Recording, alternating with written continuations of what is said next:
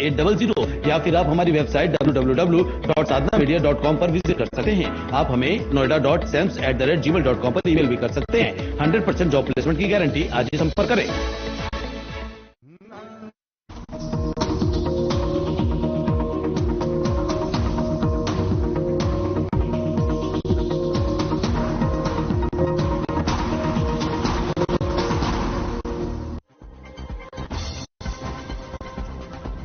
हरिद्वार में जिलाधिकारी की अध्यक्षता में बैठक। कैंप कार्यालय में हुई बैठक। हरिद्वार महोत्सव को लेकर हुई चर्चा।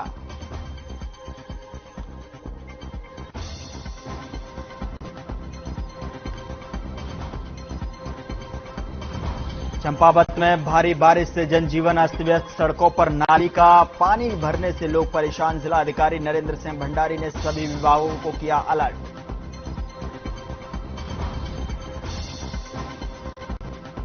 हरिद्वार में रिहायशी इलाकों में हाथियों का आतंक। राजाजी टाइगर रिजर्व से निकले हाथी। लोगों ने वन विभाग को दी सूचना।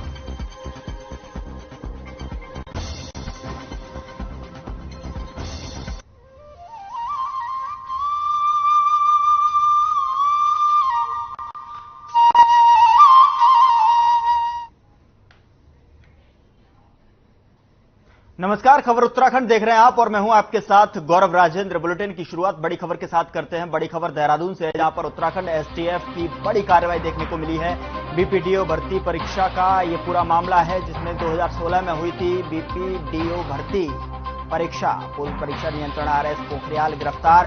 पूर्व चेयरमैन आरबीसी रावत भी गिरफ्तार। सचिव मनोहर कन्याल भी गिरफ्तार हुए हैं। मामले में सीएम धामी का बयान। जांच एजेंसियां अपना काम कर रही हैं, ये बयान आया है और किसी भी दोषी को बख्शा नहीं जाएगा।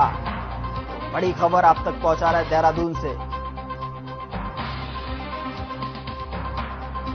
किसी भी दोषी को बख्शा नहीं जाएगा। बीपीडीओ भर्ती परीक्षा का यह पूरा मामला है। सचिव मनोहर कन्याल भी गिरफ्तार। इस वक्त की बड़ी खबर आप तक पहुंचा रहे हैं देहरादून से।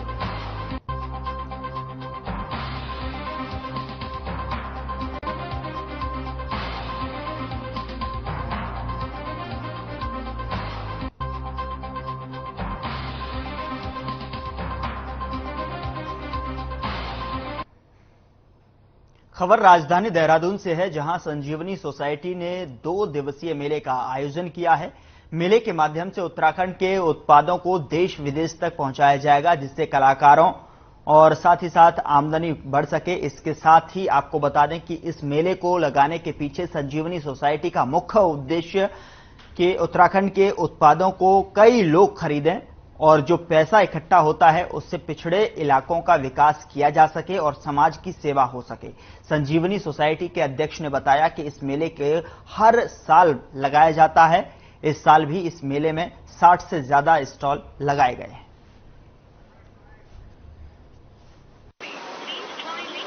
सबसे पहले तो मैं ये बताना चाहूंगी, ये मेला संजीवनी की तरफ से आयोजित है। संजीवनी ऐसी संस्था है जो कि सिविल सर्वेंट्स, उत्तराखंड के सिविल सर्वेंट्स की वाइफ्स के द्वारा चलाती है और इसका मेन पर्पस है कि उत्तराखंड के लोगों के लिए हम कुछ ऐसा कार्य करें जिससे उनका लाइफस्टाइल बेटर हो या कहीं भी कोई जरूरत हो तो हम उनको कोई सहयोग दे पाएं। इसी क्रम में अभी रिसेंटली जब बहुत ज्यादा बारिश हुई है तो धारचूला में कुछ फैमिलीज बहुत अफेक्ट हुई हैं। इसी क्रम में हमने 57 फैमिलीज को वहां के एसेंशियल हाउस होल्ड आइटम्स संजीवनी के द्वारा प्रोवाइड किए गए। तो बेसिकली इस तरह का हम लोग कार्य करते हैं और इसकी आय जनरेट करने के लिए हम, क्योंकि ये कार्य करने में नेचुरली हमको मनी चाहिए, तो उसको जनरेट करने के लिए हमने ये मेला आयोजित किया है। अब बेहतर तो देखो ये कंबाइंड एफर्ट होता है। मेरे हस्बैंड आर्मी में रह चुके हैं और मैंने भी सारी जिंदगी अपनी जवानों की फैमिली के लिए एक आवा नाम से वो होता है।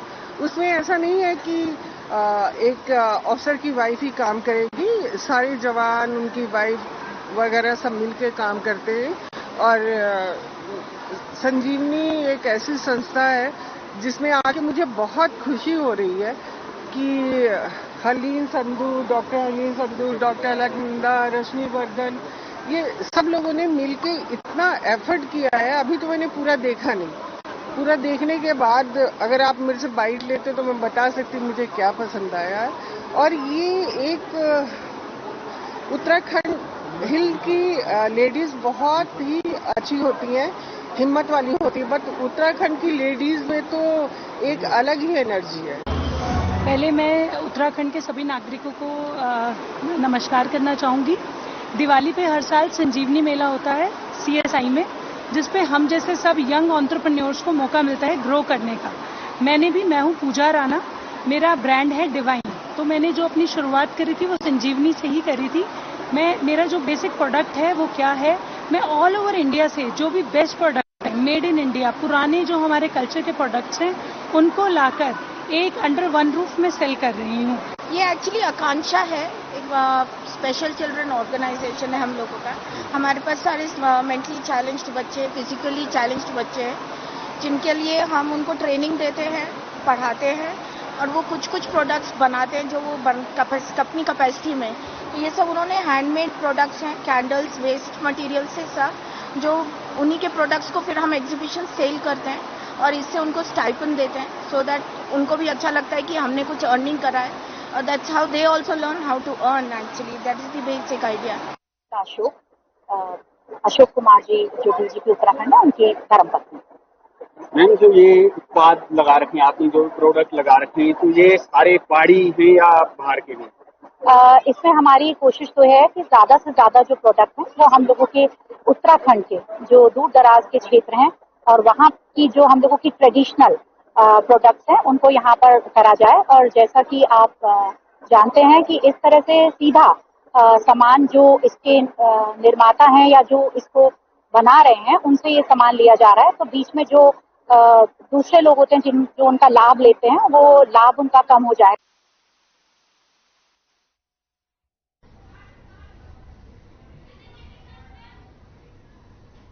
आगे बढ़ते हैं। जिलाधिकारी विनय शंकर पांडे की अध्यक्षता में कैंप कार्यालय में हरिद्वार महोत्सव 2022 आयोजित किए जाने के संबंध में एक बैठक आयोजित की गई। बैठक में हरिद्वार महोत्सव का क्या स्वरूप हो, साथ ही महोत्सव की कई समितियों का गठन किया गया। बता दें कि बैठक में उपस्थित सभी अधिकारियों से विचार विमर्श करने के बाद जिलाधिकारी ने बताया कि महोत्सव आगामी दिसंबर महीने के दिनांक 5 से 10 दिसंबर 2022 के बीच आयोजित किया जाएगा। उन्होंने कहा कि महोत्सव के संबंध में अगले हफ्ते पुनः बैठक आयोजित की जाएगी।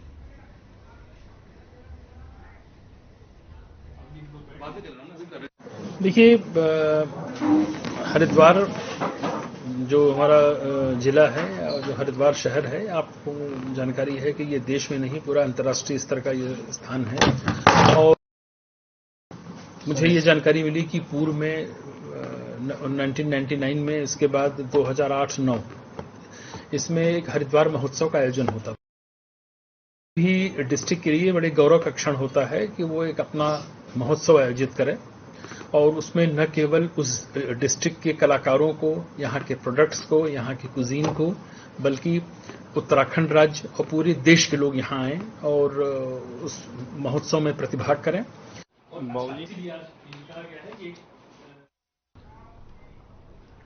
उत्तर प्रदेश में राजस्व पुलिस की व्यवस्था को समाप्त करने की मांग लगातार तेज होती जा रही है। वहीं प्रदेश के मुख्य सचिव ने रेगुलर पुलिस को ज्यादा जिम्मेदारी सौंपने को बात कही है। इस मामले में लैंसडाउन के विधायक दलीप रावत का कहना है कि मुख्य सचिव के आदेश का स्वागत है और प्रदेश सरकार से रेगुलर पुलिस को ही व्यवस्था सौंपे जाने की मांग की जाएगी, जिससे प्रदेश में बढ़ रहे अपराधों पर लगाम लगाई जा सके।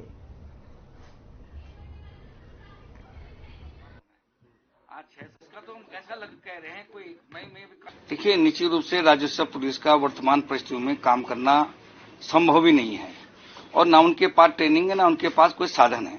मैं समझता हूं सरकार ने जो पहला कदम उठाया बहुत अच्छा उठाया, लेकिन अभी आधा है और मैं समझता हूं कि अभी पूरी तरह से राजस्व क्षेत्र को जो है पुलिस क्षेत्र में रेगुलर पुलिस के हवाले कर देना चाहिए। तो ऐसा कह रहे हैं, कोई मैं भी कंफर्म नहीं है इसमें।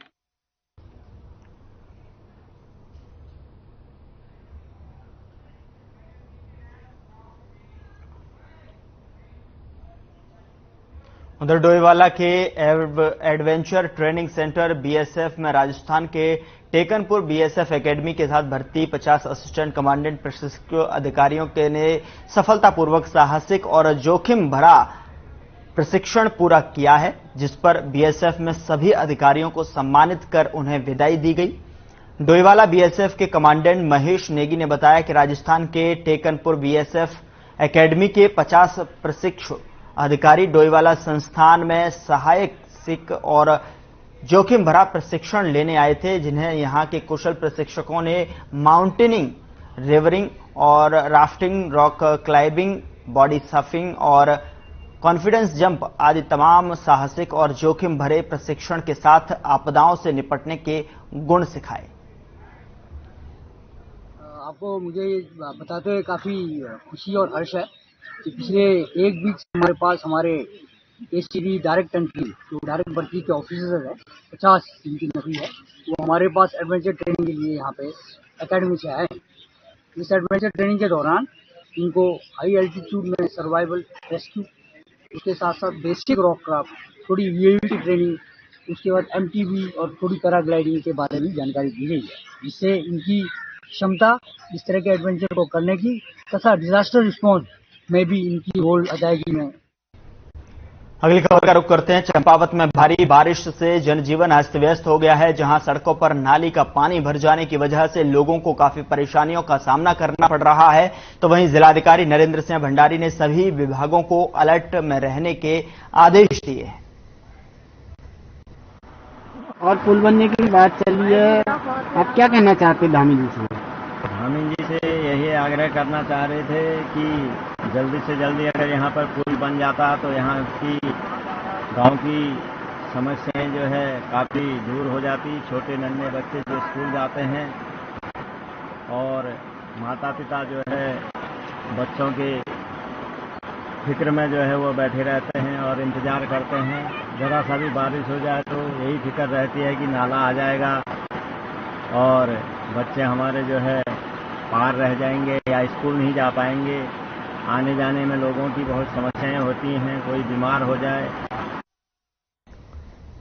उधर हरिद्वार में उत्तराखंड गंगा नहर को दिवाली तक बंद कर दिया। बताया जा रहा है कि वार्षिक मेंटेनेंस के लिए बैराज से गंगा नहर का प्रवाह रोका गया।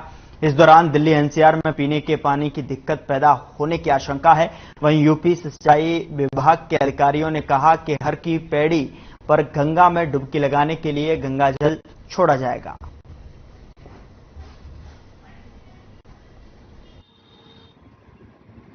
ये आज से बंद होकर के 23-24 यानी कि दीपावली की मध्य रात्रि को ही खोली जाएगी। इस बीच नहर में इस पूरे गंगा संगठन में जितने सिल्क सफाई के संबंधित कार्य, पक्के कार्य, पुलों की मरम्मत और इस साफ सफाई इसके लिए बंद की जाती है और ये प्रतिवर्ष की जाती है। उनसे कोऑर्डिनेशन रहता है हम लोगों का और वहां पर कुछ कार्य, आवश्यक कार्य करा करके एवरेल धारा से सीधे पानी वहां प्रोवाइड कराया जाता है। हाँ, समुचित जल रहेगा।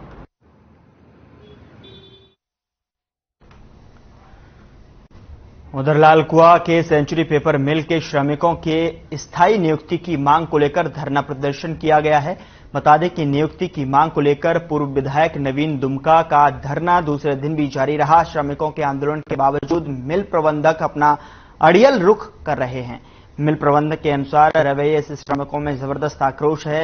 इस दौरान पूर्व विधायक नवीन दुमका ने कहा कि मिल प्रबंधन अपने अड़ियल रवैये से बाज आए और आंदोलन में बैठे श्रमिकों को स्थायी नियुक्ति प्रदान करे। मिल प्रबंधन इस प्रकार की गलतफहमी में न रहे कि वह श्रमिकों की मांग को अनसुना कर देंगे। मिल प्रबंधन ने यदि जल्द ही श्रमिकों की मांग का समाधान नहीं किया तो इसके गंभीर परिणाम सामने आएंगे। उनकी शासन और प्रशासन दोनों से इस मामले में वार्ता चल रही है। अगर जल्द ही मिल प्रबंधन ने कोई फैसला नहीं लिया तो आंदोलन को और तेज किया जाएगा। वैसे कर्मी कंसर्न में 73वां दिन है और अनशन का भी 12वां दिन है। आज ये 5वें दिन जो है इन्होंने अभी दोषी को उठा लिया है। इसकी जांच हुई थी। आंदोलन कर्मी भी चलता रहेगा, आंदोलन भी चलता रहेगा। मैं भी कल भी यहाँ पर धरने देने का समर्थन था, आज भी हूँ। शाम को फिर तय करेंगे आगे क्या होता है। लेकिन हमारा कुल मिला के मानना यह है कि आंदोलन लंबा खींचे, जैसे भी हो, जहाँ भी हो, बहुत सारे संगठनों का सबका समर्थन मिल रहा है।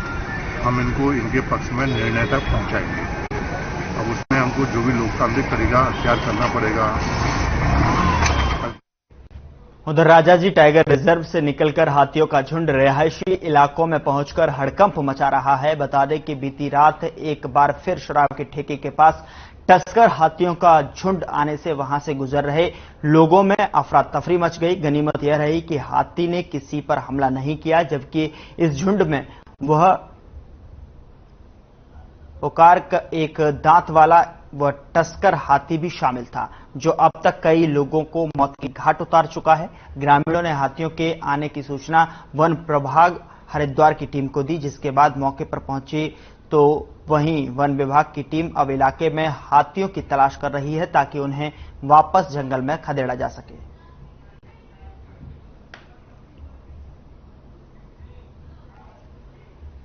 वक्त छोटे से ब्रेक का है, फौरन हाजिर होते हैं कुछ और खबरों के साथ।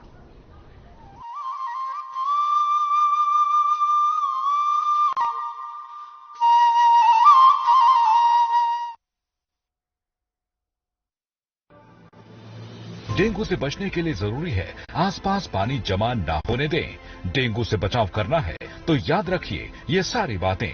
डेंगू के मच्छर साफ पानी में पनपते हैं, इसलिए अपने आसपास पानी जमा नहीं होने देना है और रखनी है साफ सफाई। पानी की टंकी व जल संचय के बर्तनों को रखना है ढककर। सभी गुलदस्तों, गमलों, पानी के बर्तनों, कूलर का पानी सप्ताह में एक बार पूरी तरह से खाली कर दें और सुखाकर फिर से पानी भरें। प्रयोग में न आने वाले खाली बर्तन, बोतल, डब्बे, टायर, नारियल के खोल जैसी चीजें इधर उधर ना फेंके। इनमें जमा हो सकता है बारिश का पानी और पनप सकते हैं डेंगू के मच्छर। मच्छरों से बचने के लिए ऐसे कपड़े पहने जो शरीर को ज्यादा से ज्यादा ढके। मच्छरदानी का इस्तेमाल करें। बिना चिकित्सकीय सलाह के कोई भी दवा न ले। ज्यादातर मामलों में डेंगू बहुत ही सामान्य लक्षणों के साथ आता है, जो घर पर ही रहने से, आराम करने से व पेय तरल पदार्थों के सेवन से ठीक हो जाता है। लेकिन डेंगू को लेकर के सावधानी बरती जानी बहुत आवश्यक है। यदि आपको डेंगू के लक्षण महसूस होते हैं, जैसे तेज बुखार होना, तेज बदन दर्द होना, आंखों के पिछले हिस्से में दर्द होना, सर दर्द होना और शरीर पर लाल चकत्ते होना, तो आप इसमें सावधानी जरूर बरतें। ऐसे लक्षण होने पर आप अपने डॉक्टर से सलाह लें और बिना डॉक्टर की सलाह के कोई भी दवा ना लें। जागरूकता के साथ बरतनी है सावधानी। पंजाब है जसप्रीत का ठिकाना, मुंबई है आदर्श का आशियाना, केरल का गोविंद निवासी, कोलकाता में जन्मे है काशी। हर हिंदुस्तानी की शान ARB बियरिंग्स, जोड़े सारा हिंदुस्तान। सब कुछ आजमाया और तब मैंने माना कि सिर्फ सच्ची सहेली ही है महिलाओं के उन मुश्किल दिनों की हर समस्या, जैसे कठिन दर्द, अनियमितता, खून की कमी, थकान व कमजोरी जैसी सभी प्रॉब्लम्स के लिए नंबर 1 औषधि एवं टॉनिक।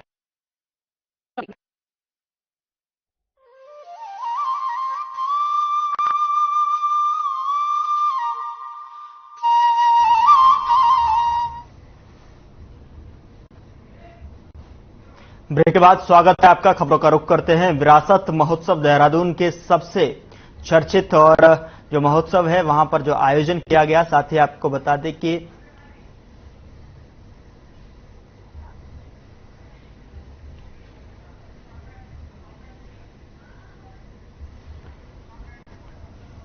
तो विरासत महोत्सव का कार्यक्रम का आयोजन किया गया। पर्यटकों के लिए ये काफी लोकप्रिय होगा। जाने माने शिल्पकार इसमें प्रस्तुति देंगे, जिसकी जानकारी प्रेस कॉन्फ्रेंस करके दी गई।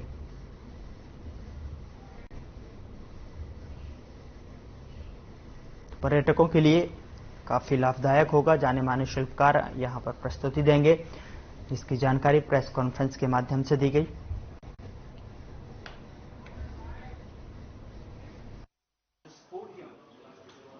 विरासत 9 अक्टूबर से शुरू हो रहा है शाम से और 23 अक्टूबर तक यूजुअल 15 दिनों तक ये चलेगा।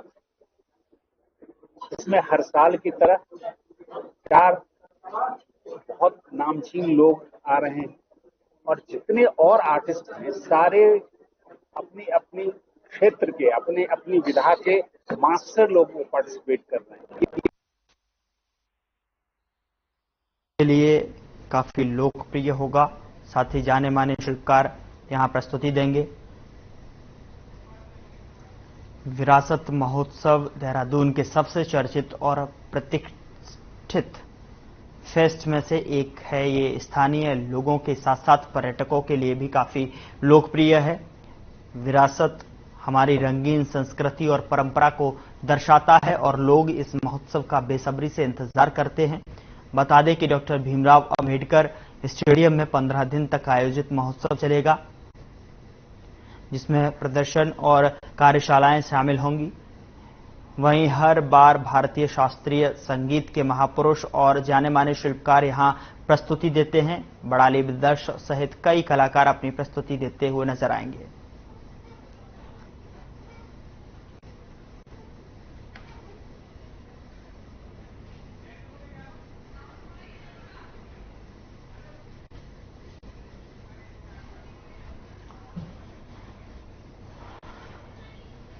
चलिए अगली खबर का रुख करते हैं। पौड़ी जिले में हुए सड़क हादसे में एक मैक्स गाड़ी 500 मीटर गहरी खाई में गिर गई। हादसे में मैक्स सवार 2 लोगों में से एक की मौके पर ही मौत हो गई और एक व्यक्ति गंभीर रूप से घायल हो गया।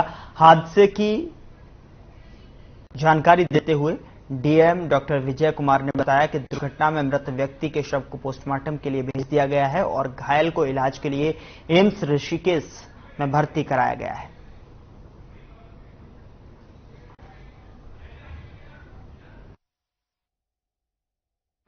यमकेश्वर क्षेत्र अंतर्गत जो है सिलोगी के पास में एक दुर्घटना हो गया वाहन का। उसमें 2 लोग सवार थे। दोनों लोगों में से एक व्यक्ति का मौके पर ही मृत्यु होना संज्ञान में आया है। उनके शव को खोजबीन करते हुए पोस्टमार्टम के लिए प्रेषित किया गया है और जो दूसरे घायल व्यक्ति थे उनको गंभीर चोट होने के कारण एम्स ऋषिकेश में दाखिल कराया गया था। वर्तमान में उनकी स्थिति जो है समाधान कारक है और उपचाराधीन है। और उधर विधानसभा अध्यक्ष रितु खंडूरी ने हरिद्वार का दौरा किया और कनखल में हो रहे क्षेत्रीय वैदिक सम्मेलन में मुख्य अतिथि के तौर पर शिरकत की। विधानसभा अध्यक्ष ने कहा कि पौड़ी जिले में हुई बस दुर्घटना की जांच की जाएगी, जिससे आगे होने वाले सड़क हादसों में रोक लगाई जा सके।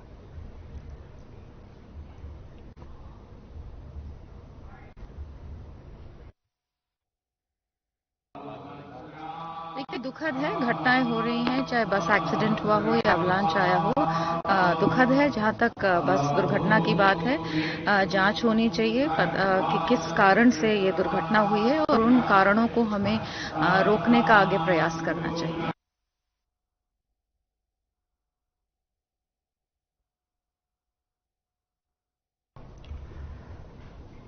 मुख्यमंत्री पुष्कर सिंह धामी ने रुद्रप्रयाग में विभिन्न परियोजनाओं और साथ ही साथ विकास परियोजनाओं का लोकार्पण और शिलान्यास किया। लाखों की परियोजनाओं के शिलान्यास और लोकार्पण के बाद सीएम धामी ने कार्यक्रम स्थल में लगाए गए स्टॉलों का भी निरीक्षण किया। इस मौके पर सीएम ने जनता को संबोधित करते हुए कहा कि प्रदेश को अग्रणी राज्य बनाना सरकार की प्राथमिकता है। केंद्र और राज्य सरकार हर वर्ग के लिए अनेक योजनाएं चला रही हैं। उन्होंने कहा कि पीएम मोदी के नेतृत्व में दिव्य और भव्य केदारपुरी का निर्माण हो रहा है। पीएम का उत्तराखंड से बड़ा आत्मीय रिश्ता है। जितनी तत्परता उन्होंने हमारे राज्य के विकास को लेकर दिखाई है, उतनी कभी किसी और प्रधानमंत्री ने नहीं दिखाई।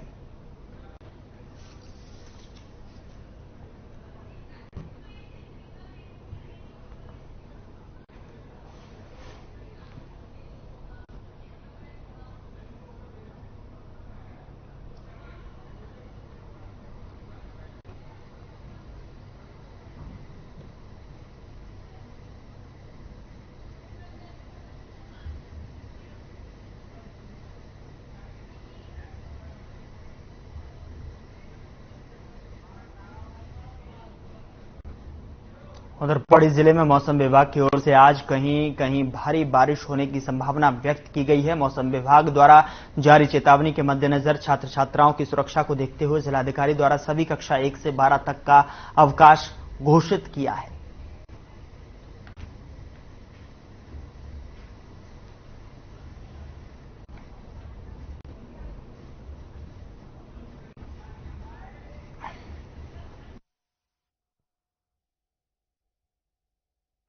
मौसम विभाग के द्वारा जो है वर्षा का हेवी अतिवृष्टि का संभावना व्यक्त किया गया है।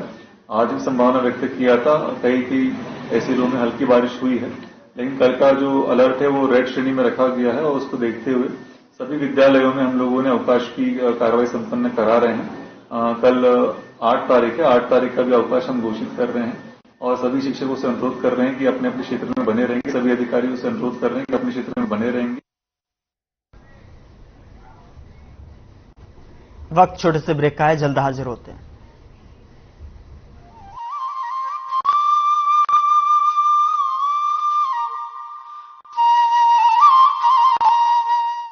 गौवंश में फैल रहे लंपी स्किन रोग से निपटने के लिए उत्तराखंड सरकार कर रही है प्रयास। पशुपालकों को मिल रहा है इस बीमारी से लड़ने में सरकार का साथ। प्रदेश के कई जनपदों में लंपी स्किन रोग के मामले सामने आते ही उत्तराखंड सरकार जरूरी कदम उठा रही है। गौवंश पर लंपी स्किन रोग का न पड़े प्रभाव, इसीलिए पशुपालक जरूर करें ये उपाय। पशुओं के बाड़े में मच्छर, काटने वाली मक्खी, जूं आदि रोग वाहकों का नियंत्रण करें। पशु आवास और उसके आसपास स्वच्छता पर विशेष ध्यान दें। रोगग्रस्त होने पर पशु को घर से अलग स्थान पर रखें और किसी भी स्थिति में खुला न छोड़ें। रोग से संक्रमित पशुओं की देखभाल करते समय सभी आवश्यक जैव सुरक्षा उपायों जैसे साबुन एवं सैनिटाइजर का भी नियमित उपयोग करें। रोगी पशु में रोग प्रतिरोधक क्षमता बढ़ाने के लिए संतुलित आहार, हरा चारा, दलिया, गुड़, बांटा आदि खिलाएं। लंपी स्किन रोग होने पर नजदीकी राजकीय पशु चिकित्सक की सलाह से ही उपचार कराएं।